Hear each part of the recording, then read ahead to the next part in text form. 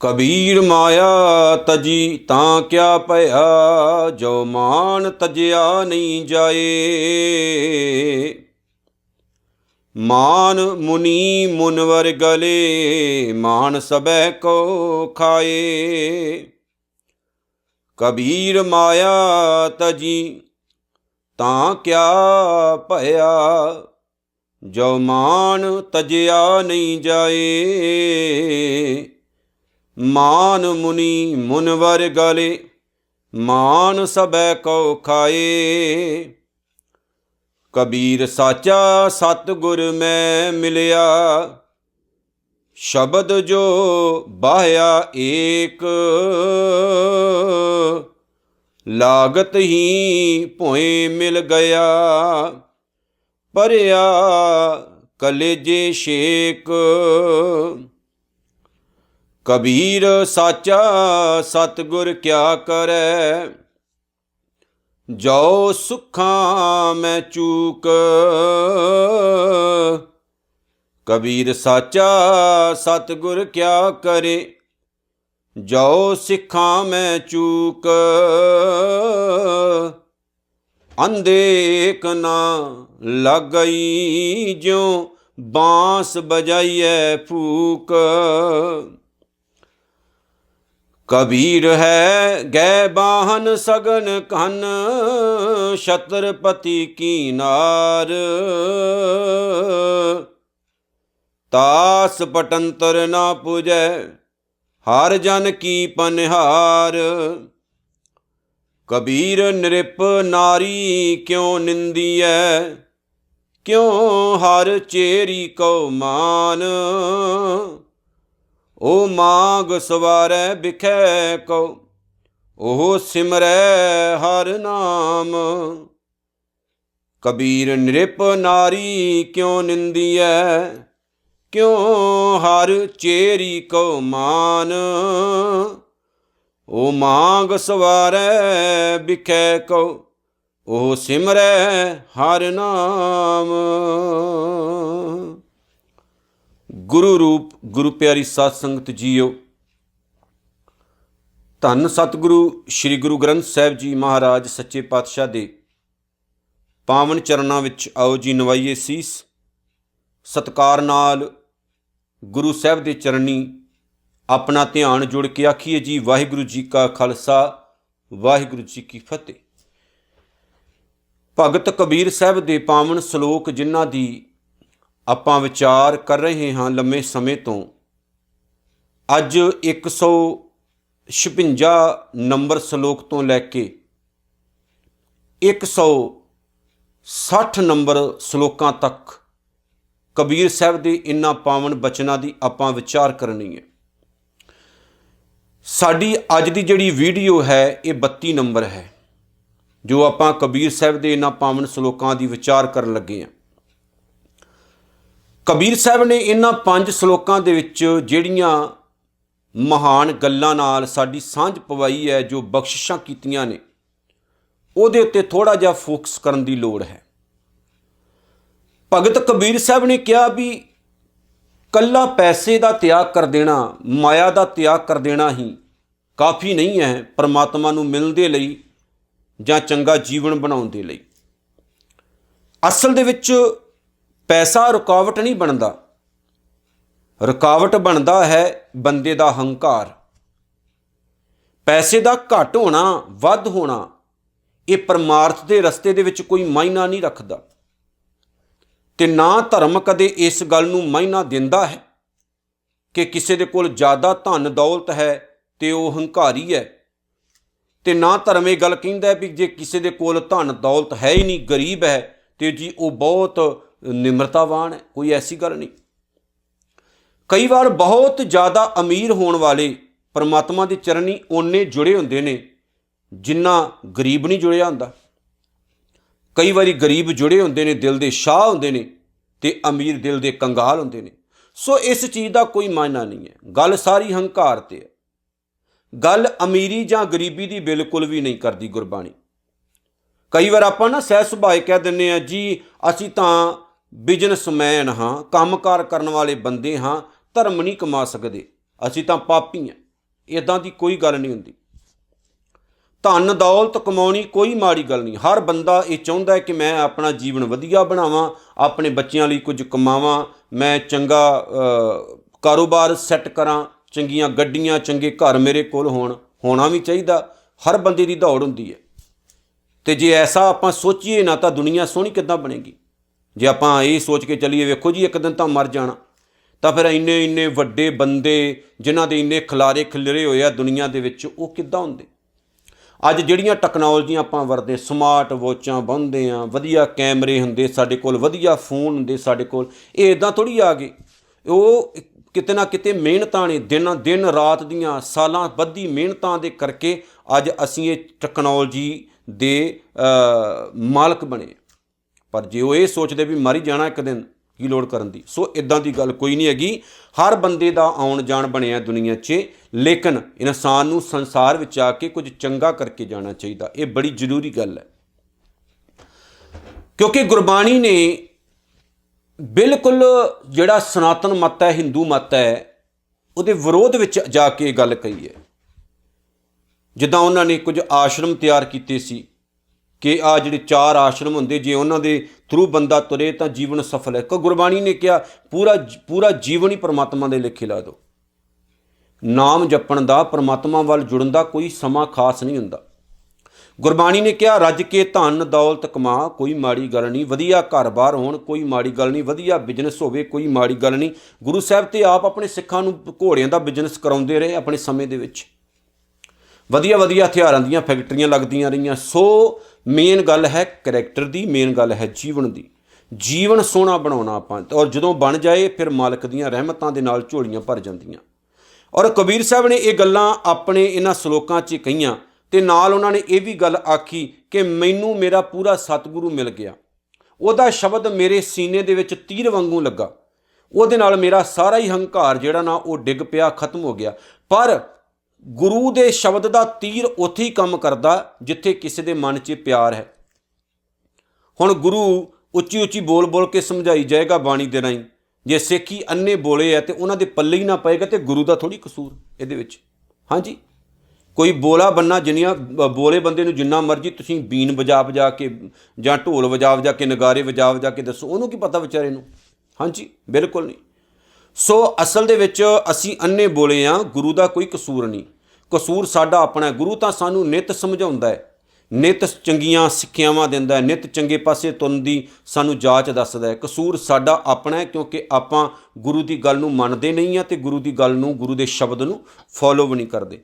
सो कबीर साहब ने इहदे विच होर भी बहुत सोहणियां गल्लां आखियां कि देखो अकाल पुरख वाहिगुरू प्रभु परमात्मा नाल जुड़िया होया जिहड़ा परिवार हुंदा, ਉਹਦੀ बराबरी दुनिया का कोई बंदा नहीं कर सकता।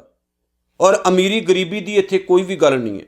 कबीर साहब ने बड़ियां सोहणियां एग्जाम्पलां दित्तियां कि एक वो औरत है जिहड़ी परमात्मा के नाम नाल जुड़ी हुई, राह दिन वाहिगुरू की गल करती है, वो परमात्मा के घर 'च प्रवान चढ़ेगी। जां वो औरत जिहड़ी नित प्रति दिन हार श्रृंगार इसलिए करती है कि मैं कल्ला अपने पति नूं ही खुश करना, इस तो ज़्यादा होर सोचदी कख भी नहीं। कबीर साहब ने कहा कल्ला हार श्रृंगार तक जां काम वासना तक सीमित नहीं रहना, बंदियां नूं खुश करन तक सीमित नहीं रहना, असीं अपने जीवन नूं भी उच्चा चुकना, सोहना बनाउणा। सो बहुत सारियां होर भी गल्लां ने इहदे विच जिहड़ियां कि तुहाडे नाल अज साਂਝੀਆਂ करनियां ने। आओ विचार करदे हां आपां कबीर साहब ने की कहा। अखरी जिहड़े अर्थ ने वो समझने बहुत जरूरी ने। पहला जिहड़ा सलोक है वो 156 नंबर है, ते कबीर साहब कहंदे ने कबीर माया तजी तां क्या भया। हुण गल वेखो किन्नी कमाल दी। कहंदे जे मान लो पैसा छड्ड भी दिता, माया का त्याग कर भी दिता, जिद्दां जी साडा बाबा पैसे नूं हत्थ नहीं लाउंदा जी, माया नूं हत्थ नहीं लाउंदा। देखो ये तां टकवंज है, पखंड है। पैसे नूं हत्थ लाउण नाल जां पैसा जेब 'च पाउण नाल कोई विगड़दा नहीं बंदे दा कख, जां बंदे दा जीवन नहीं माड़ा हुंदा। ये सब टकवंज है। सो ये समझना बड़ा जरूरी। पखंड हुंदा लोकां नूं अपने पासे लाउण लई। माया तजी, कबीर साहब कहते जे माया का त्याग कर भी दिता, पैसा छड्ड भी दिता, तां क्या भया, तो की हो गया। किन्नी क वड्डी तू छाल मार ली, किन्ना कु जीवन तू उच्चा बना लिया, की हो गया, फिर की हो गया। जो मान तजिया नहीं जाए, ਜਦੋਂ ਤੱਕ ਤੂੰ ਆਪਣੇ ਦਿਲ ਦਾ ਹੰਕਾਰ ਨਹੀਂ ਛੱਡਦਾ, ਆਪਣੇ ਜੀਵਨ ਦੀ ਈਗੋ ਨਹੀਂ ਛੱਡਦਾ, ਆਪਣੇ ਹੰਕਾਰ ਨੂੰ ਨਹੀਂ ਖਤਮ ਕਰਦਾ, ਉਦੋਂ ਤੱਕ ਤਾਂ ਕੋਈ ਫਾਇਦਾ ਨਹੀਂ ਹੋਣਾ। ਜਿੰਨਾ ਮਰਜ਼ੀ ਪੈਸਾ ਛੱਡੀ ਫਿਰ, ਜੇ ਹੰਕਾਰ ਹੈ ਤਾਂ ਕੁਛ ਵੀ ਨਹੀਂ। ਦੇਖੋ, ਬਾਣੀ ਪੜ੍ਹ ਲਓ, ਬਾਬਾ ਰਵਿਦਾਸ ਸਾਹਿਬ ਜੀ ਗਰੀਬ ਹੈ, ਕਿਰਤਕਾਰ ਕਰਦੇ ਆ, ਘਰ-ਬਾਰ ਦਾ ਮਸਾਂ ਹੀ ਖਰਚਾ ਚੱਲਦਾ, ਪਰ ਦਿਲ ਦੇ ਬਾਦਸ਼ਾਹ ਹੈ। ਜਦੋਂ ਕੋਈ ਘਰ ਵਿੱਚ ਆਉਂਦਾ ਜਾਂਦਾ ਉਹਨੂੰ ਰੋਟੀ ਪਾਣੀ ਖਵਾਉਂਦੇ। ਜੇ ਘਰ ਦੇ ਵਿੱਚ ਇੱਕ ਉਹਨਾਂ ਦੇ ਕੋਲ ਐਸਾ ਇਨਸਾਨ ਆ ਗਿਆ ਜਿਹਦੀ ਉਹਨਾਂ ਨੇ ਰੱਜ ਕੇ ਸੇਵਾ ਕੀਤੀ, ਜਾਂਦਾ ਜਾਂਦਾ ਉਹ ਉਹਨਾਂ ਨੂੰ ਕਹਿੰਦਾ ਜੀ ਆਹ ਇੱਕ ਰਸਾਇਣਕ ਧਾਤ ਹੈ ਜਿਹਨੂੰ ਲੋਕ ਪਾਰਸ ਕਹਿੰਦੇ ਆ, ਇਹਦੇ ਨਾਲ ਸੋਨਾ ਬਣਾਇਆ ਜਾ ਸਕਦਾ। ਬਾਬਾ ਰਵਿਦਾਸ ਸਾਹਿਬ ਜੀ ਕਹਿੰਦੇ ਮੈਨੂੰ ਤਾਂ ਲੋੜ ਨਹੀਂ। ਉਹ ਕਹਿੰਦੇ ਫਿਰ ਵੀ ਤੁਸੀਂ ਇੰਨੇ ਸੇਵਾਦਾਰ ਹੋ, ਵੱਡੇ ਹੋ, ਇੰਨੀ ਸੇਵਾ ਕਰਦੇ ਹੋ, ਚੰਗੇ ਬੰਦੇ ਹੋ, ਤੁਹਾਨੂੰ ਜ਼ਰੂਰਤ ਪੈ ਸਕਦੀ ਹੈ। ਤੇ ਬਾਬਾ ਰਵਿਦਾਸ ਸਾਹਿਬ ਨੇ ਜਵਾਬ ਦਿੱਤਾ ਵੀ ਇਹਦੀ ਲੋੜ ਨਹੀਂ ਹੈ ਮੈਨੂੰ, ਮੈਂ ਆਪਣੀ ਕਿਰਤਕਾਰ ਕਰਦਾ, ਮੈਂ ਉਹਦੇ ਵਿੱਚ ਹੀ ਬਹੁਤ ਜ਼ਿਆਦਾ ਖੁਸ਼ ਹਾਂ। ਸੋ ਭਾਵੇਂ ਕਿ ਕਹਾਣੀ ਅਗਾਂਹ ਵੱਧਦੀ ਹੈ, ਪਰ ਮੈਂ ਇੱਥੇ ਹੀ ਮੁਕਾ ਕੇ ਗੱਲ ਕਹਿ ਦੇਵਾਂ, ਵਾਹਿਗੁਰੂ ਨਾਲ ਜੁੜੇ ਹੋਏ ਜਿਹੜੇ ਲੋਕ ਹੁੰਦੇ ਨੇ ਉਹ ਲਾਲਚੀ ਕਿਸਮ ਦੇ ਨਹੀਂ ਹੁੰਦੇ। ਭਾਵੇਂ ਉਹਨਾਂ ਦੇ ਕੋਲ ਪੈਸਾ ਬਹੁਤ ਘੱਟ ਹੁੰਦਾ, ਪਰ ਦਿਲ ਦੇ ਬਾਦਸ਼ਾਹ ਹੁੰਦੇ। ਜਿਵੇਂ ਮੈਂ ਇੱਕ ਵਾਰ ਤੁਹਾਡੇ ਨਾਲ ਸਾਂਝੀ ਕੀਤੀ ਸੀ ਗੱਲ ਵੀ ਗੁਰੂ ਨਾਨਕ ਸਾਹਿਬ ਦਾ ਇੱਕ ਸਿੱਖ ਹੈ ਜਿਹੜਾ ਬਹੁਤ ਗਰੀਬ ਹੈ। ਘਰ ਦੇ ਵਿੱਚ ਜਦੋਂ ਰੋਟੀ ਪਾਣੀ ਜੋਗੇ ਪੈਸੇ ਕਮਾ ਕੇ ਲੈ ਕੇ ਆਇਆ, ਪ੍ਰਸ਼ਾਦਾ ਪਾਣੀ ਤਿਆਰ ਕੀਤਾ, ਤੇ ਇੱਕ ਕਿਸੇ ਬੰਦੇ ਨੇ ਦਰਵਾਜ਼ਾ ਖੜਕਾਤਾ ਆ ਕੇ, ਕਹਿੰਦੇ ਮੈਂ ਵੀ 3-4 ਦਿਨਾਂ ਦਾ ਭੁੱਖਾ ਤੇ ਮੈਨੂੰ ਪ੍ਰਸ਼ਾਦਾ ਛਕਾਓ। ਕਹਿੰਦੇ ਆਓ ਵੀ। ਉਹਨੂੰ ਪ੍ਰਸ਼ਾਦਾ ਛਕਾਤਾ, ਆਪ ਦੋਨੋਂ ਭੁੱਖੇ ਰਹਿ ਗਏ, ਲੇਕਿਨ ਵਾਹਿਗੁਰੂ ਅੱਗੇ ਅਰਦਾਸ ਕਰਕੇ ਦੋਨੋਂ ਹੀ ਸੌਂ ਗਏ। ਸੋ ਕਿਤੇ ਨਾ ਇਸ ਚੀਜ਼ ਨੂੰ ਸਮਝਣਾ ਪੈਣਾ, ਅਮੀਰ ਬੰਦਾ ਵੀ ਕਿਸੇ ਟਾਈਮ ਦਿਲ ਦਾ ਗਰੀਬ ਹੋ ਸਕਦਾ, ਗਰੀਬ ਬੰਦਾ ਵੀ ਕਿਸੇ ਟਾਈਮ ਦਿਲ ਦਾ ਅਮੀਰ ਹੋ ਸਕਦਾ, ਕੋਈ ਪਤਾ ਨਹੀਂ ਰੱਬ ਦੇ ਭਾਣੇ ਦਾ। ਸੋ ਸਵਾਲ ਇਹ ਨਹੀਂ ਵੀ ਪੈਸਾ ਛੱਡਣ ਨਾਲ ਕੋਈ ਇਨਸਾਨ ਬਹੁਤ ਧਰਮਾਤਮਾ ਬਣ ਜਾਂਦਾ ਤੇ ਦੌਲਤ ਵਾਲਾ ਹੋਣ ਨਾਲ ਕੋਈ ਪਾਪੀ ਬਣ ਜਾਂਦਾ, ਐਸੀ ਕੋਈ ਗੱਲ ਨਹੀਂ ਹੈ। ਸਤਿਗੁਰ ਕਹਿੰਦੇ ਮੇਨ ਗੱਲ ਹੰਕਾਰ ਛੱਡਣ ਦੀ ਹੈ। ਜੇ 4 ਟਕੇ ਆ ਗਏ ਨੇ ਤੇ ਹੰਕਾਰੀ ਹੋਇਆ ਫਿਰਦਾ ਤਾਂ ਮੂਰਖੀ ਹੈ ਤੂੰ। ਸੋ ਮੇਨ ਸਤਿਗੁਰ ਕਹਿੰਦੇ ਪੈਸਾ ਛੱਡਣਾ, ਦੌਲਤ ਨੂੰ ਛੱਡਣ ਦੀ ਗੱਲ ਨਹੀਂ ਹੈ, ਇੱਥੇ ਗੱਲ ਹੈ ਹੰਕਾਰ ਛੱਡਣ ਦੀ। ਆਪਣੇ ਦਿਲ ਦਾ ਹੰਕਾਰ ਦੂਰ ਕਰ, ਆਪਣੀ ਈਗੋ ਦਾ ਤਿਆਗ ਕਰ ਜਿਹੜੀ ਕਿ ਤੈਨੂੰ ਪਰਮਾਤਮਾ ਤੋਂ ਦੂਰ ਕਰ ਰਹੀ ਹੈ। ਮਾਨ ਮੁਨੀ ਮੁਨਵਰ ਗਲੇ, ਇਸ ਹੰਕਾਰ ਨੇ ਵੱਡੇ ਵੱਡੇ ਮੁਨੀਆਂ ਨੂੰ, ਵੱਡੀਆਂ ਵੱਡੀਆਂ ਰਿਸ਼ੀਆਂ ਨੂੰ, ਵੱਡੀਆਂ ਵੱਡੀਆਂ ਜਪੀਆਂ ਤਪੀਆਂ ਨੂੰ ਗਾਲ ਕੇ ਰੱਖ ਦਿੱਤਾ। ਮਾਨ ਸਭੈ ਕੋ ਖਾਏ, ਔਰ ਇਹ ਹੰਕਾਰ ਬਹੁਤ ਵੱਡੇ ਵੱਡੇ ਅਖਵਾਉਣ ਵਾਲੇ ਰਿਸ਼ੀ ਮੁਨੀ ਸਾਧ ਸੰਤ ਬਾਬੇ ਉਹਨਾਂ ਨੂੰ ਖਤਮ ਕਰ ਗਿਆ, ਉਹਨਾਂ ਨੂੰ ਖਤਮ ਕਰ ਗਿਆ। ਕੋਈ ਇਨਸਾਨ ਨਾ ਤਪੱਸਿਆ ਕਰਨ ਵਾਸਤੇ ਗਿਆ, ਪਹਾੜਾਂ 'ਤੇ ਵਾਪਸ ਆ ਗਿਆ। ਜਿਸ ਤਰ੍ਹਾਂ ਉਹਨੇ ਥੱਲੇ ਉਤਰਨਾ ਸੀ, ਪਿੰਡ ਵਾਲਿਆਂ ਨੇ ਮੇਲਾ ਲਾਇਆ, ਹੇਠਾਂ ਉਤਰਿਆ, ਲੋਕਾਂ ਨੇ ਗਲਾਂ ਵਿੱਚ ਹਾਰ ਪਾਏ, ਬੜੀ ਰਿਸਪੈਕਟ ਕੀਤੀ, ਭੀੜ ਭੜਾਕਾ ਸੀ। ਇੱਕ ਬੰਦੇ ਦਾ ਪੈਰ ਕਿਤੇ ਉਸ ਬਾਬੇ ਦੇ ਪੈਰ 'ਤੇ ਆ ਗਿਆ ਜਿਹੜਾ ਤਪ ਕਰਕੇ ਆਇਆ ਸੀ। ਜਦੋਂ ਪੈਰ 'ਤੇ ਪੈਰ ਚੜ੍ਹਿਆ, ਉਹਨੇ ਉਹਦੀ ਗਰੀਬ ਦੀ ਧੌਣ ਫੜ ਲਈ, ਕਹਿੰਦਾ ਤੂੰ ਮੈਨੂੰ ਜਾਣਦਾ ਕੌਣ ਆ? ਉਹ ਗਰੀਬ ਅੱਗੋਂ ਸਹਿਜ ਸੁਭਾਏ ਸੱਚ ਬੋਲ ਪਿਆ, ਉਹ ਕਹਿੰਦਾ ਪਤਾ ਮੈਨੂੰ ਤੂੰ ਕੌਣ ਆ, ਤੂੰ ਹੰਕਾਰ ਹੈ। ਉਹਦਾ ਹੱਥ ਢਿੱਲਾ ਹੋ ਗਿਆ, ਉਹਨੂੰ ਸ਼ਰਮ ਮਹਿਸੂਸ ਹੋਈ, ਇੰਨੀ ਤਪੱਸਿਆ ਕਰਕੇ ਆਇਆ, ਅਜੇ ਤੱਕ ਮੇਰੇ 'ਚ ਇੰਨੀ ਸਹਿਣਸ਼ੀਲਤਾ ਨਹੀਂ, ਜੇ ਕਿਸੇ ਦਾ ਪੈਰ ਉੱਤੇ ਪੈਰ ਆ ਹੀ ਗਿਆ ਤਾਂ ਮਰਨ ਤਾਂ ਮੈਂ ਲੱਗਾ ਨਹੀਂ ਸੀ। ਪਰ ਨਹੀਂ, ਉਹਨੂੰ ਮਹਿਸੂਸ ਹੋਇਆ ਕੋਈ ਫਾਇਦਾ ਨਹੀਂ ਤਪ ਤੁਪ ਕਰਨ ਦਾ ਹੋਇਆ ਮੈਨੂੰ। ਮੇਨ ਗੱਲ ਹੰਕਾਰ ਛੱਡਣ ਦੀ ਸੀ, ਉਹ ਅਜੇ ਵੀ ਮੇਰੇ ਅੰਦਰ ਹੈ। ਸੋ ਗੱਲਾਂ ਬੜੀਆਂ ਪਿਆਰੀਆਂ ਹੁੰਦੀਆਂ ਨੇ ਗੁਰਬਾਣੀ ਦੀਆਂ, ਸਮਝਣ ਵਾਲੀਆਂ, ਕਿ ਅਸੀਂ ਆਪਣਾ ਹੰਕਾਰ ਛੱਡਣਾ, ਅਸੀਂ ਆਪਣੀ ਈਗੋ ਦਾ ਤਿਆਗ ਕਰਨਾ। ਕਬੀਰ ਸਾਚਾ ਸਤਿਗੁਰ ਮੈਂ ਮਿਲਿਆ ਸ਼ਬਦ ਜੋ ਬਾਹਿਆ ਏਕ। ਹੁਣ ਕਬੀਰ ਸਾਹਿਬ ਕੀ ਕਹਿੰਦੇ ਨੇ? ਕਹਿੰਦੇ ਨੇ ਕਿ ਆਹ ਜਿਹੜਾ ਹੀਰੇ ਵਰਗਾ ਜਨਮ ਹੈ, ਇਹਨੂੰ ਬਚਾਉਣ ਦੇ ਲਈ ਮੇਰੇ ਸਤਿਗੁਰ ਨੇ ਮੈਨੂੰ ਸਿੱਖਿਆ ਦਿੱਤੀ। ਆਪ ਸਤਿਗੁਰੂ ਮੈਨੂੰ ਮਿਲਿਆ, ਫਿਰ ਕੀ ਹੋਇਆ ਜੀ? ਮੈਨੂੰ ਜਦੋਂ ਪੂਰਾ ਗੁਰੂ ਮਿਲਿਆ, ਉਸ ਨੇ ਇੱਕ ਸ਼ਬਦ ਮੈਨੂੰ ਸੁਣਾਇਆ, ਮੈਨੂੰ ਇੱਕ ਸਿੱਖਿਆ ਦਿੱਤੀ ਜੋ ਕਿ ਮੇਰੇ ਮਨ 'ਚ ਤੀਰ ਵਰਗਾ ਲੱਗਾ। ਉਹਦੀ ਸਿੱਖਿਆ ਨੇ ਤੀਰ ਵਾਂਗੂ ਕੰਮ ਕੀਤਾ, ਮੇਰਾ ਹਿਰਦਾ ਵਿੰਨ ਕੇ ਰੱਖ ਦਿੱਤਾ। ਵੇਖੋ, ਮਤਲਬ ਹੁੰਦਾ ਕਿ ਗੁਰੂ ਦੀ ਵਿਚਾਰ ਨੂੰ ਜਦੋਂ ਮੈਂ ਸੁਣਿਆ ਤੇ ਉਹ ਮੇਰੇ ਦਿਲ ਨੂੰ ਲੱਗ ਗਈ, ਮੇਰੇ ਹਿਰਦੇ ਨੂੰ ਲੱਗ ਗਈ। ਉਹਨੇ ਐਸਾ ਅਸਰ ਕੀਤਾ ਮੇਰੇ ਉੱਤੇ ਕਿ ਮੇਰਾ ਜੀਵਨ ਹੀ ਇੱਕਦਮ ਬਦਲ ਗਿਆ, ਮੇਰਾ ਜੀਵਨ ਹੀ ਇੱਕਦਮ ਚੇਂਜ ਹੋ ਗਿਆ। ਲਾਗਤ ਹੀ ਭੋਏ ਗਿਰ ਗਿਆ। ਜਦੋਂ ਗੁਰੂ ਦਾ ਸ਼ਬਦ ਮੇਰੇ ਸੀਨੇ 'ਚ ਤੀਰ ਵਾਂਗੂ ਲੱਗਾ, ਭਾਵ ਜਦੋਂ ਗੁਰੂ ਦੀ ਗੱਲ ਨੂੰ ਮੈਂ ਪਕੜ ਲਿਆ, ਫਿਰ ਮੇਰਾ ਹੰਕਾਰ ਖਤਮ ਹੋ ਗਿਆ। ਮਿਲ ਗਿਆ ਮਿੱਟੀ ਦੇ ਵਿੱਚ ਮੇਰਾ ਹੰਕਾਰ, ਪਰਿਆ ਕਲੇਜੇ ਛੇਕ, ਤੇ ਮੇਰਾ ਜਿਹੜਾ ਹਿਰਦਾ ਹੈ ਉਹਦੇ 'ਚ ਛੇਕ ਪੈ ਗਿਆ। ਮਤਲਬ ਗੁਰੂ ਨੇ ਐਸਾ ਅਸਰ ਕੀਤਾ ਮੇਰੇ ਜੀਵਨ ਉੱਤੇ ਕਿ ਮੈਂ ਗੁਰੂ ਦੇ ਚਰਨਾਂ ਦਾ ਭੌਰਾ ਬਣ ਗਿਆ, ਗੁਰੂ ਦੇ ਚਰਨੀ ਲੱਗ ਗਿਆ। ਤੇ ਗੁਰੂ ਨੂੰ ਮੈਂ ਅਰਦਾਸ ਕਰਦਾ ਵੀ ਸਤਿਗੁਰਾ ਮੈਂ ਤੁਝ ਬਿਨਿ ਅਵਰ ਨਾ ਕੋਏ, ਸਤਿਗੁਰੂ ਮੈਂ ਤੇਰੇ ਤੋਂ ਬਗੈਰ ਹੈ ਹੀ ਕਿਸੇ ਜੋਗਾ ਨਹੀਂ। ਗੱਲ ਤਾਂ ਸਾਰੀ ਇੰਨੀ ਕੁ ਹੈ ਕਿ ਅਸੀਂ ਆਪਣੀ ਈਗੋ, ਆਪਣੇ ਹੰਕਾਰ ਨੂੰ ਛੱਡਣਾ ਹੈ। ਪਰ ਆਪਾਂ ਇੱਥੇ ਗੁਰੂ ਗ੍ਰੰਥ ਸਾਹਿਬ ਮਹਾਰਾਜ ਦੀ ਹਜ਼ੂਰੀ ਵਿੱਚ ਬਹਿ ਕੇ ਵੀ ਇੱਕ ਦੂਜੇ ਨੂੰ ਧਮਕੀਆਂ ਦੇਈ ਜਾਂਦੇ ਹੁੰਦੇ ਆ, ਛੱਡ ਦੇਣੀ ਈਗੋ। ਸਾਡੀ ਹਾਲਤ ਅਸਲ ਦੇ ਵਿੱਚ ਉਸ ਕੁੱਕੜ ਵਰਗੀ ਹੈ ਜਿਹੜਾ ਕੁੱਕੜ ਇਹ ਸੋਚੀ ਬੈਠਾ ਕਿ ਮੈਂ ਬਾਂਗ ਦੇਣਾ ਤਾਂ ਸੂਰਜ ਚੜ੍ਹਦਾ। ਨਹੀਂ, ਤੇਰੇ ਬਾਂਗ ਦੇਣ ਨਾਲ ਸੂਰਜ ਥੋੜ੍ਹੀ ਚੜ੍ਹਦਾ। ਸੂਰਜ ਚੜ੍ਹਦਾ ਤਾਂ ਤੂੰ ਬਾਂਗ ਦੇਣ ਜੋਗਾ ਹੁੰਨਾ, ਨਹੀਂ ਤੇ ਸੂਰਜ ਚੜ੍ਹਿਆ ਪਤਾ ਨਹੀਂ ਤੈਨੂੰ ਕਿੰਨੇ ਝਟਕਾ ਦੇਣਾ। ਅਸੀਂ ਆ ਕੋੜ ਕਿਰਲੀ ਵਰਗੇ, ਸਾਡੀ ਸੋਚ ਉਹ ਸੋਚੀ ਬੈਠੀ ਹੈ ਕਿ ਮੈਂ ਆਪਣੀਆਂ ਲੱਤਾਂ ਦੇ ਉੱਤੇ ਛੱਤ ਚੱਕੀ ਹੋਈ ਹੈ। ਕਮਲੀਏ, ਛੱਤ ਕਰਕੇ ਤੂੰ ਹੈ, ਤੂੰ ਥੋੜ੍ਹੀ ਛੱਤ ਚੱਕੀ। ਪਰ ਸਾਡਾ ਕਿਤੇ ਨਾ ਇਹ ਇੱਦਾਂ ਦਾ ਸੁਭਾਅ ਬਣ ਚੁੱਕਾ। ਅਸੀਂ ਇਹੀ ਸੋਚ ਕੇ ਬੈਠੇ ਹਾਂ ਅਸੀਂ ਦੁਨੀਆ ਚਲਾ ਰਹੇ ਹਾਂ, ਅਸੀਂ ਸੰਸਾਰ ਚਲਾ ਰਹੇ ਹਾਂ, ਸਾਤੋਂ ਬਗੈਰ ਤਾਂ ਸਭ ਕੁਝ ਖਤਮ ਹੋ ਜਾਣਾ। ਪਰ ਐਸਾ ਕੁਝ ਨਹੀਂ ਹੈ। ਸਾਡੇ ਤੋਂ ਪਹਿਲਾਂ ਵੀ ਦੁਨੀਆ ਚੱਲਦੀ ਸੀ, ਸਾਡੇ ਕਰਕੇ ਵੀ ਚੱਲ ਰਹੀ ਹੈ, ਸਾਤੋਂ ਬਾਅਦ ਵੀ ਚੱਲਦੀ ਰਹਿਣੀ। ਸਾਨੂੰ ਕਿਸੇ ਨੇ ਨਹੀਂ ਪੁੱਛਣਾ।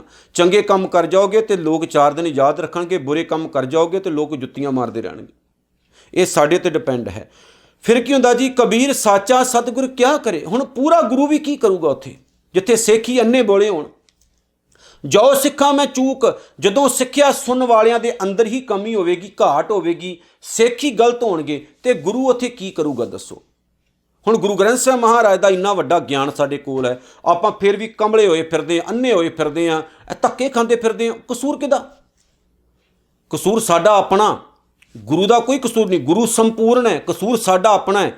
ਅੰਧੇ ਏਕ ਨਾ ਲੱਗ ਗਈ। ਅਸੀਂ ਅੰਨੇ ਆ, ਸਾਡੇ ਉੱਤੇ ਕੋਈ ਅਸਰ ਨਹੀਂ ਹੁੰਦਾ। ਆਪਾਂ ਇੰਨੇ ਹੰਕਾਰ ਵਿੱਚ ਅੰਨੇ ਹੋਏ ਪਏ ਹਾਂ ਕਿ ਗੁਰੂ ਦੀ ਜਿਹੜੀ ਸਿੱਖਿਆ ਉਹ ਸਾਡੇ ਉੱਤੇ ਅਸਰ ਹੀ ਨਹੀਂ ਕਰ ਰਹੀ। ਜਿਉਂ ਬਾਂਸ ਵਜਾਈ ਹੈ ਫੂਕ, ਜਿਵੇਂ ਫੂਕ ਮਾਰਿਆ ਬਾਂਸ ਦੀ ਜਿਹੜੀ ਬੰਸਰੀ ਹੈ ਵੱਜਣ ਲੱਗ ਪੈਂਦੀ ਹੈ, ਪਰ ਫੂਕ ਇੱਕ ਸਿਰੇ ਤੋਂ ਲੰਘ ਕੇ ਦੂਜੇ ਸਿਰੇ ਥਾਂ ਨਿਕਲ ਜਾਂਦੀ ਹੈ। ਐਨ ਇਸੇ ਤਰ੍ਹਾਂ ਹੰਕਾਰੀ ਬੰਦਾ ਜਿਹੜਾ ਹੁੰਦਾ ਉਹਦੀ ਇਹੀ ਪ੍ਰੋਬਲਮ ਹੁੰਦੀ, ਇੱਕ ਕੰਨ ਰਾਹੀਂ ਸੁਣਦਾ, ਦੂਜੇ ਕੰਨ ਰਾਹੀਂ ਬਾਹਰ ਕੱਢ ਦਿੰਦਾ, ਉਹਨੂੰ ਕੋਈ ਅਸਰ ਨਹੀਂ ਹੁੰਦਾ, ਉੱਤੇ ਕੋਈ ਫਰਕ ਨਹੀਂ ਪੈਂਦਾ। ਉਹ ਕਹਿੰਦਾ ਮੈਨੂੰ ਟੈਨਸ਼ਨ ਹੀ ਕੋਈ ਨਹੀਂ। ਸੋ ਇਦਾਂ ਦਾ ਤਾਂ ਆਪਾਂ ਜੀਵਨ ਬਣਾ ਲਿਆ, ਸਾਨੂੰ ਗੁਰੂ ਦੀਆਂ ਸਿੱਖਿਆਵਾਂ ਨਾਲ ਮਤਲਬ ਵੀ ਕੋਈ ਨਹੀਂ ਰਿਹਾ। ਗੁਰੂ ਕੀ ਕਹਿੰਦਾ ਕੀ ਨਹੀਂ। ਕਬੀਰ ਹੈ ਗੈ ਬਾਹਨ ਸਗਨ ਘਨ ਛਤਰਪਤੀ ਕੀ ਨਾਰ। ਇੱਥੇ ਸਮਝਣ ਵਾਲੀ ਗੱਲ ਹੈ। ਕਬੀਰ ਕਹਿੰਦੇ ਨੇ ਹੈ ਦਾ ਮਤਲਬ ਹਾਹੇ ਨੂੰ ਦੋ ਲਾਵਾਂ, ਹੈ ਹਾ ਯਈਆ ਹੁੰਦਾ ਹੈ। ਇੱਥੇ ਸ਼ਾਰਟ ਹੈ ਹਾਹੇ ਨੂੰ ਦੋ ਲਾਵਾਂ। ਹੈ ਦਾ ਮਤਲਬ ਘੋੜੇ, ਗੈ ਦਾ ਮਤਲਬ ਹੁੰਦਾ ਹੈ ਹਾਥੀ। ਜਦੋਂ ਗੱਗਾ 'ਚ ਤੇ ਯਈਆ ਹੁੰਦਾ, ਇੱਥੇ ਸ਼ਾਰਟਕਟ ਵਰਤਿਆ। ਗੈ ਭਾਵ ਹਾਥੀ, ਘੋੜੇ, ਹਾਥੀ, ਬਾਹਨ ਸਵਾਰੀਆਂ, ਸਗਨ ਘਨ ਬਹੁਤ ਸਾਰੇ, ਛਤਰਪਤੀ ਕੀ ਨਾਰ। ਛਤਰਪਤੀ ਛਤਰ ਦਾ ਮਾਲਕ ਰਾਜਾ। ਸਮਝਿਓ ਦਾ ਅਰਥ। ਕਹਿੰਦੇ ਨੇ ਕਬੀਰ ਸਾਹਿਬ ਕਹਿੰਦੇ ਉਸ ਇਸਤਰੀ ਦੀ ਬਰਾਬਰੀ ਉਸ ਛਤਰਪਤੀ ਰਾਜੇ ਦੀ ਰਾਣੀ ਵੀ ਨਹੀਂ ਕਰ ਸਕਦੀ ਜਿਸ ਦੇ ਪਾਸ ਸਵਾਰੀ ਲਈ ਬੇਅੰਤ ਘੋੜੇ ਹੋਣ, ਹਾਥੀ ਹੋਣ, ਰੱਥ ਹੋਣ। ਹੁਣ ਚੰਗੀ ਤਰ੍ਹਾਂ ਸੁਣਿਓ। ਤਾਸ ਪਟੰਤਰ ਨਾ ਪੁਜੈ ਹਰ ਜਨ ਕੀ ਪਨਹਾਰ। ਜੋ ਔਰਤ ਪਰਮਾਤਮਾ ਦਾ ਭਜਨ ਕਰਨ ਵਾਲੇ ਗੁਰਮੁਖਾਂ ਦਾ ਪਾਣੀ ਭਰਨ ਦੀ ਸੇਵਾ ਕਰਦੀ ਹੈ, ਉਹ ਭਾਵੇਂ ਕਿਤਨੀ ਵੀ ਗਰੀਬ ਕਿਉਂ ਨਾ ਹੋਵੇ, ਲੇਕਿਨ ਉਹ ਰਾਤ ਦਿਨ ਪਰਮਾਤਮਾ ਦੇ ਨਾਮ ਨਾਲ ਜੁੜੀ ਰਹਿੰਦੀ ਹੈ, ਉਹਦੀ ਬਰਾਬਰੀ ਉਹ ਔਰਤ ਨਹੀਂ ਕਰ ਸਕਦੀ ਜਿਹੜੀ ਕਿਸੇ ਵੱਡੇ ਰਾਜੇ ਦੀ ਰਾਣੀ ਹੋਵੇ, ਜਿਹਦੇ ਆਸੇ-ਪਾਸੇ ਨੌਕਰ ਚਾਕਰ ਘੁੰਮਦੇ ਹੋਣ, ਜਿਹਦਾ ਹਾਰ ਸ਼ਿੰਗਾਰ ਬਹੁਤ ਵਧੀਆ ਹੋਵੇ, ਜਿਹੜੀ ਗੁੱਡ ਵਧੀਆ ਲਾਈਫ ਜਿਉਂਦੀ ਹੋਵੇ। ਪਰ ਜੇਕਰ ਕੋਈ ਔਰਤ ਪਰਮਾਤਮਾ ਦੇ ਨਾਮ ਨਾਲ ਜੁੜੀ ਹੋਈ ਹੈ ਤਾਂ ਉਹ ਰਾਜੇ ਦੀ ਔਰਤ ਵੀ ਉਹਦੀ ਬਰਾਬਰੀ ਨਹੀਂ ਕਰ ਸਕਦੀ। ਸਮਝਾਉਣ ਦੀ ਗੱਲ ਹੈ, ਇੱਥੇ ਸਮਝਾਉਣ ਵਾਲੀ ਗੱਲ ਹੈ। ਆਪਾਂ ਇੱਥੇ ਜਦੋਂ ਗੁਰੂ ਸਾਹਿਬ ਦੇ ਘਰ ਵਿੱਚ ਆਉਂਦੇ ਹਾਂ, ਕੋਸ਼ਿਸ਼ ਇਹ ਕਰਿਆ ਕਰੋ, ਬਹੁਤੇ ਹਾਰ ਸ਼ਿੰਗਾਰਾਂ ਦੇ ਨਾਲ ਲੋਕ ਖੁਸ਼ ਨਹੀਂ ਹੋਣ ਲੱਗੇ। ਸੋਚਦੇ ਆਪਾਂ ਹੀ ਜ਼ਿਆਦਾ ਹਾਰ ਸ਼ਿੰਗਾਰ ਕਰਾਂਗੇ, ਜ਼ਿਆਦਾ ਸੋਹਣੇ ਲੱਗਾਂਗੇ, ਕਿਹਨੂੰ ਖੁਸ਼ ਕਰਨ ਵਾਸਤੇ ਜਾ ਰਹੇ ਹਾਂ। ਦੁਨੀਆ ਕਦੇ ਖੁਸ਼ ਹੁੰਦੀ ਨਹੀਂ। ਖੁਦ ਨੂੰ ਖੁਸ਼ ਕਰੋ, ਗੁਰੂ ਨੂੰ ਖੁਸ਼ ਰੱਖੋ। ਸਾਦਾ ਜੀਵਨ ਜਿਉਣ ਦੇ ਬਹੁਤ ਫਾਇਦੇ ਨੇ, ਬਹੁਤ ਜ਼ਿਆਦਾ। ਜਿੱਥੇ ਤੁਹਾਡੀ ਸਿਹਤ ਵਧੀਆ ਰਹਿੰਦੀ ਹੈ, ਉੱਥੇ ਨਾਲ ਦੀ ਨਾਲ ਤੁਸੀਂ ਆਪਣੇ ਫਜ਼ੂਲ ਦੀ ਖਰਚੀ ਤੋਂ ਵੀ ਬਚਦੇ ਹੋ, ਵਾਹਿਗੁਰੂ ਦੇ ਦਰ ਦੀ ਖੁਸ਼ੀ ਵੀ ਮਾਣਦੇ ਹੋ। ਪਰ ਇੱਧਰ ਆਪਾਂ ਜੀਵਨ ਹੀ ਕੁਝ ਹੋਰ ਤਰ੍ਹਾਂ ਦਾ ਬਣਾ ਲਿਆ। ਕਬੀਰ ਸਾਹਿਬ ਨੇ ਸਮਝਾਇਆ ਇਹੀ ਹੈ ਕਿ ਬਹੁਤ ਅਮੀਰੀ ਸਾਨੂੰ ਰੱਬ ਦੇ ਨੇੜੇ ਨਹੀਂ ਲੈ ਕੇ ਜਾਣ ਲੱਗੀ ਜੇ ਉਸ ਅਮੀਰੀ ਕਰਕੇ ਅਸੀਂ ਰੱਬ ਤੋਂ ਖਹਿੜਾ ਛਡਾ ਲਿਆ। ਪਰ ਕੋਈ ਗਰੀਬ ਇਨਸਾਨ ਰਾਤ ਦਿਨ ਵਾਹਿਗੁਰੂ ਦੇ ਪਿਆਰਿਆਂ ਦੀ ਸੇਵਾ 'ਚ ਲੱਗਾ ਹੈ, ਚੰਗੇ ਕੰਮ ਕਰਦਾ ਹੈ, ਲੋੜਵੰਦਾਂ ਦੀਆਂ ਲੋੜਾਂ ਪੂਰੀਆਂ ਕਰਦਾ ਹੈ, ਰੱਬ ਨਾਲ ਜੁੜਿਆ ਹੋਇਆ, ਤੇ ਉਹਦੀ ਬਰਾਬਰੀ ਦੁਨੀਆ ਦਾ ਕੋਈ ਅਮੀਰ ਨਹੀਂ ਕਰ ਸਕਦਾ। ਹੁਣ ਪੜ੍ਹਿਓ, ਗੁਰਬਾਣੀ ਕਹਿੰਦੀ ਨੇ ਸਾਲਾਹੀ ਸਾਲਾ ਇਤੀ ਸੁਰਤ ਨਾ ਪਾਈਆ ਨਦੀਆਂ ਅਤੇ ਵਾਹ ਪਵੇਂ ਸਮੁੰਦ ਨਾ ਜਾਣੀਐ ਸਮੁੰਦ ਸ਼ਾਹ ਸੁਲਤਾਨ ਗਿਰਹਾ ਸੇਤੀ ਮਾਲ ਧਨ ਕੀੜੀ ਤੁਲ ਨਾ ਹੋਵਣੀ ਜਿੱਤ ਸੁਮਣੋ ਨਾ ਵੀਸਰੇ। ਵੱਡੇ ਤੋਂ ਵੱਡਾ ਅਮੀਰ ਬੰਦਾ ਵੀ ਜਿਹੜਾ ਬੰਦਾ ਕੀੜੀ ਦੇ ਸਮਾਨ ਹੈ ਉਹਦੀ ਬਰਾਬਰੀ ਨਹੀਂ ਕਰ ਸਕਦਾ, ਕਿਉਂਕਿ ਕੀੜੀ ਦੇ ਸਮਾਨ ਬੰਦਾ ਜੇ ਰੱਬ ਨਾਲ ਜੁੜਿਆ ਹੋਇਆ ਤੇ ਵੱਡੇ ਤੋਂ ਵੱਡਾ ਅਮੀਰ ਵੀ ਉਹਦੇ ਪੈਰਾਂ ਦੀ ਧੂੜ ਵਰਗਾ ਵੀ ਨਹੀਂ ਹੈ। ਸਮਝਣ ਵਾਲੀ ਗੱਲ ਹੈ। ਅੱਗੇ ਕਹਿੰਦੇ ਨੇ ਕਬੀਰ ਨਿਰਪ ਨਾਰੀ ਕਿਉਂ ਨਿੰਦੀ ਹੈ। ਕਬੀਰ ਸਾਹਿਬ ਕਹਿੰਦੇ ਨੇ ਕਿਉਂ ਕਿਸੇ ਰਾਜੇ ਦੀ ਔਰਤ ਨੂੰ ਮਾੜਾ ਕਿਉਂ ਕਹੀਏ? ਵਧੀਆ ਸ਼ਾਨੋ ਸ਼ੌਕਤ ਨਾਲ ਜਿਉਣ ਵਾਲੇ ਇੱਕ ਬੰਦੇ ਦੀ ਔਰਤ, ਉਹਦੀ ਵਾਈਫ, ਉਹਨੂੰ ਮਾੜਾ ਕਿਉਂ ਕਹੀਏ? ਕਿਉਂ ਹਰ ਚੇਰੀ ਕੋ ਮਾਣ? ਰੱਬ ਨਾਲ ਜੁੜੀ ਹੋਈ ਔਰਤ ਨੂੰ ਕਿਉਂ ਮਾਣ ਦਿੱਤਾ ਜਾਇਆ? ਦੱਸੋ। ਇੱਕ ਉਹ ਔਰਤ ਜਿਹੜੀ ਹਾਰ ਸ਼ਿੰਗਾਰ ਕਰੀ ਹੈ, ਵਧੀਆ ਲਾਈਫ ਗੁੱਡ ਸਟਾਈਲ ਜਿਉ ਰਹੀ ਹੈ, ਹਾਂਜੀ, ਉਹਨੂੰ ਮਾੜਾ ਕਹਿ ਕੇ ਅਸੀਂ ਉਸ ਔਰਤ ਨੂੰ ਕਿਉਂ ਚੰਗਾ ਕਹਿ ਰਹੇ ਹਾਂ ਜਿਹੜੀ ਪਰਮਾਤਮਾ ਦੀ ਗੱਲ ਕਰਦੀ ਹੈ। ਹੁਣ ਸੁਣਿਓ, ਕਹਿੰਦੇ ਉਹ ਮੰਗ ਸਵਾਰੈ ਬਿਖੈ ਕੋ। ਇਹਦਾ ਕਾਰਨ ਇਹ ਹੈ ਕਿ ਇੱਕ ਰਾਜੇ ਦੀ ਔਰਤ ਰਾਹ ਦਿਨ ਕਾਮ ਵਾਸਨਾ ਦੀ ਖਾਤਰ ਆਪਣਾ ਹਾਰ ਸ਼ਿੰਗਾਰ ਕਰੀ ਰੱਖਦੀ, ਉਹ ਸਿਮਰੇ ਹਰ ਨਾਮ। ਪਰ ਪਰਮਾਤਮਾ ਨਾਲ ਜੁੜੀ ਹੋਈ ਔਰਤ ਰੱਬ ਦੇ ਪਿਆਰਿਆਂ ਦੀ ਸੰਗਤ ਵਿੱਚ ਰਹਿ ਕੇ ਪਰਮਾਤਮਾ ਦਾ ਨਾਮ ਸਿਮਰਦੀ ਹੈ। ਇੱਥੇ ਸਮਝਾਉਣ ਦੀ ਗੱਲ ਹੈ, ਕਿਸੇ ਔਰਤ ਨੂੰ ਮਾੜਾ ਨਹੀਂ ਕਿਹਾ। ਇਹ ਵੀ ਨਹੀਂ ਕਿਹਾ ਵੀ ਚੰਗੇ ਕੱਪੜੇ ਨਹੀਂ ਪਾਉਣੇ ਚਾਹੀਦੇ, ਹਾਰ ਸ਼ਿੰਗਾਰ ਨਹੀਂ ਕਰਨੇ ਚਾਹੀਦੇ, ਗੁੱਡ ਵੈਲ ਲਾਈਫ ਨਹੀਂ ਜਿਉਣੀ ਚਾਹੀਦੀ, ਐਸਾ ਕੁਝ ਨਹੀਂ ਕਿਹਾ। ਸਮਝਾਇਆ ਹੀ ਹੈ ਕਿ ਪਿਆਰਿਓ, ਜੇ ਤੁਹਾਨੂੰ ਇੰਨਾ ਕੁਝ ਮਿਲਿਆ ਤੇ ਰੱਬ ਨੂੰ ਯਾਦ ਰੱਖੋ, ਪਰਮਾਤਮਾ ਨੂੰ ਯਾਦ ਰੱਖੋ। ਮਹਾਰਾਜਾ ਰਣਜੀਤ ਸਿੰਘ ਵਰਗਾ ਜੀਵਨ ਜੀਓ। ਕੋਈ ਵੀ ਜੰਗ ਜਿੱਤਦੇ ਤੇ ਕਹਿੰਦੇ ਨੇ ਇਹ ਗੁਰੂ ਸਾਹਿਬ ਨੇ ਕਿਰਪਾ ਕੀਤੀ ਹੈ। ਕੋਈ ਵੀ ਆਪਣੇ ਬੱਚੇ ਦਾ ਵਿਆਹ ਕਰਦੇ, ਜੇ ਉਹਨਾਂ ਨੂੰ ਸਿਹਰਾ ਚੰਗਾ ਲੱਗਾ ਤੇ ਗੁਰੂ ਸਾਹਿਬ ਦੇ ਚਰਨਾਂ 'ਚ ਚੜਾ ਦਿੰਦੇ। ਦੇਖੋ, ਹਾਂਜੀ, ਇੱਦਾਂ ਦਾ ਜੀਵਨ ਜੀਓ। ਸਾਰਾ ਕੁਝ ਹੋਣ ਦੇ ਬਾਵਜੂਦ ਵੀ ਆਖੋ ਸਤਿਗੁਰੂ ਤੇਰੀ ਕਿਰਪਾ ਹੈ, ਤੇਰਾ ਦਿੱਤਾ ਖਾ ਰਹੇ ਹਾਂ। ਸੋ ਇਹ ਸਾਰੀਆਂ ਗੱਲਾਂ ਬੜੀਆਂ ਜ਼ਰੂਰੀ ਨੇ, ਜਿਹੜੀਆਂ ਸਾਨੂੰ ਸਮਝਣੀਆਂ ਪੈਣੀਆਂ। 160 ਨੰਬਰ ਸ਼ਲੋਕਾਂ ਤੱਕ ਅੱਜ ਵਿਚਾਰ ਪੂਰੀ ਹੋਈ ਹੈ। ਸਤਿਗੁਰੂ ਨੇ ਦਇਆ ਕੀਤੀ ਤੇ ਆਉਣ ਵਾਲਾ ਸਮਾਂ ਵਿਚਾਰ ਨਾਲ ਜੁੜੇ ਰਹਾਂਗੇ। ਭੁੱਲ ਚੁੱਕ ਦੀ ਖਿਮਾ ਜੀ। ਵਾਹਿਗੁਰੂ ਜੀ ਕਾ ਖਾਲਸਾ, ਵਾਹਿਗੁਰੂ ਜੀ ਕੀ ਫਤਿਹ।